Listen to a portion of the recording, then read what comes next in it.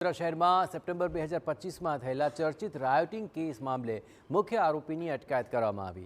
તહેવારો દરમિયાન social media influencer Zakir Ahmed ઝબા કોઈ વિવાદિત વિડીયો અપલોડ ન કરે તે માટે પોલીસે તેને બોલાવ્યો હતો, જે બાદ તેણે આઈ લવ મોહમ્મદ આ માટે પોલીસે તેને માર્યો હોવાનો દાવો કરતો વિડીયો અપલોડ કર્યો।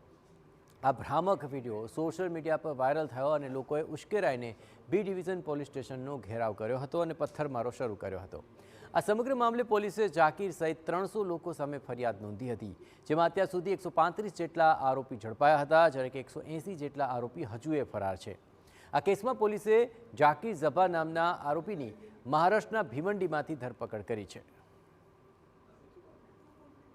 લોકોને ગેરમાર્ગે દોરાવી અને બી ડિવિઝન ખાતે લોકોના ટોળા એકઠા થયેલા હતા અને એ બાબતે બી ડિવિઝન વિસ્તારમાં ગુનો પણ દાખલ થયેલો છે।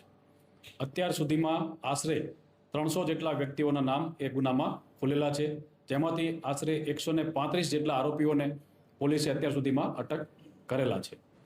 એ ગુનામાં સૌથી મુખ્ય આરોપી હતો જાકીર ઝબા। એ નાસ્તો ફરતો હતો। અમે અત્યારથી એમની પાછળ હ્યુમન સોર્સથી એની બાતમી મેળવવા માટે ટ્રાય કરી રહ્યા હતા।